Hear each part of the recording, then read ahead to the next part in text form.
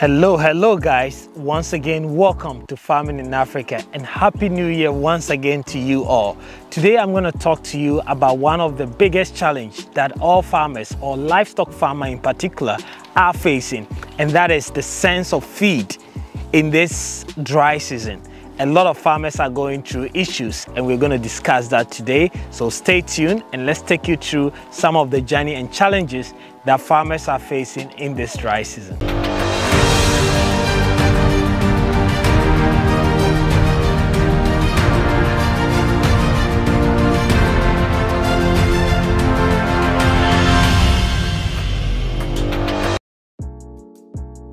Thank you guys so much for sticking around, and once again today we're talking about the dry season. As you guys can see, all around us is very dry. It hasn't rained in Ghana or in this particular area for about 2 months, so all the plants are drying.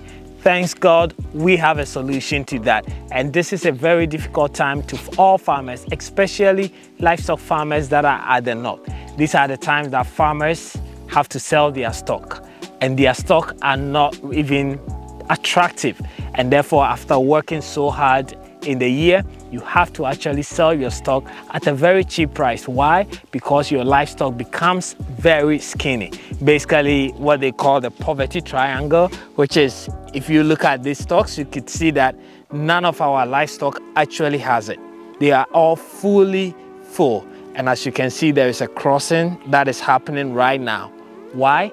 Because if the livestock are not even feeding well, they can't even come on heat. So this is a very good indicator that whatever we are doing at this point, it is good because they are fully fed. If a female is not fully fed or nicely fed, they can't come on heat, right? So if you look at our livestock, you might say, what is going on, right? Whilst others are selling, we are actually crossing. As you can see, the male here, seriously, looking forward to cross this female that we have here. So basically farmers are selling, and why we not? And it's just because we do have the source of feed, and that is why I am always preaching to you farmers out there that are doing livestock to start planting your food. If you plant brachiaria grass, even as dry as it is, you can see that it is still possible for you to harvest. Obviously, as you can see, even though they are in their playground, right, playing, we still have dry grass here for them to feed.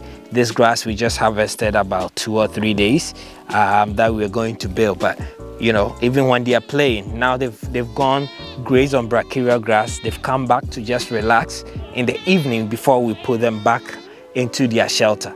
But we still have constant food for them, right? If your livestock are not eating well, you're not gonna get the production that you need. It is very important that we do it as a business, and doing it as a business means that if you miss one period of gestation and they are not crossed, that means that you're losing money, because instead of you getting like 2 to 3 pregnancy in a year, you're gonna get 2 or only 1. Why? Because you couldn't feed them well during this time, right? And as you can see, they always have food and they are always feeding, right? This guy just was introduced, so he's checking everybody out, but to see who is on heat as well. So if you know the Gudali breed, then you know that they are cows that eat a lot, right? So this is a Gudali, that is a Gudali. This guy is about 300 kg, right? So to feed this guy, to be able to have hair looking like this, means that you need to have food. And that's why most Ghanaians doesn't even rear the Gudalis, because they know they eat a lot, right? So if you want to do cattle farming, again, in the dry season like this, you will be suffering, and that's why most of you are selling your cows. Plant your own feed. I'm going to take you to the other land where we've actually harvested some of our brachiaria grass into hay and storing it, right? So don't work so hard the whole year and in the dry season end up selling. As you can see, our cows, they speak for themselves, and we are not doing anything different. All what we are doing is basically planting our own feed. So our secret hasn't been anything, magnanimous or, I don't know, huge. It's basically, as I said, it's we planting our food, and that's why I've brought you guys here. This is 11 acres land, and all this land is covered with feed for livestock. We are not doing anything here. We have 100 acres, right? That is, I think, times 10 of this, which we have just planted brachiaria grass. We harvested this about 3 days ago, right? And what we are doing, this is the dry season. I'm speaking to you guys in January, right? And come, let me show you what we've done with the grass that we harvested. So this is hay. We've basically baled all the grass that we have here. And I'm talking to you in January. So this food alone, right, will be able to feed so many goats. I mean, for cows, it's debated, maybe about 10 cows. But this feed alone could be able to feed, maybe if I'm not lying, about 100 to 200 goats, right, for a very long time, right? So the secret is to have your own food. You need to work towards this. I'm not saying you can achieve where I am tomorrow. I started this 5 years ago and I'm now really going fully mechanical. So if you're a goat farmer, if you're a cattle farmer, contact the WhatsApp number below. Get yourself a brachiaria grass, get yourself an alfalfa or whatever grass that is out there. If you go to Kenya, wherever you are, you can find some grass that you can plant and feed so that you don't have to sell your livestock in this dry season. It saddens me when I go to the market and I see people selling their cows for so cheap because they are so skinny.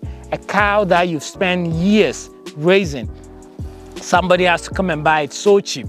And most farmers will also buy actually livestock in this dry season because we know that they are skinny and the price is good. And then in the rainy season, they gain. Don't be that farmer that risks your business because you don't have access to this.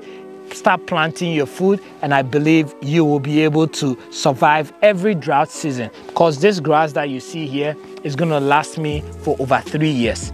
The fact is I'm not going to keep it for 3 years, but if I say I'm storing this grass and I store it under shade, it's going to last me over 3 years and I'll be able to still feed it to my animals. So why don't you want to do this if you're thinking about doing commercial livestock farming? I hope you guys listen to me and start. The rainy season is about to start in end of February, March. Start planting your food now so that you can scale and expand your livestock business. Let me know in the comment below what you guys think. But thank you so much for watching and I'll see you in the next video.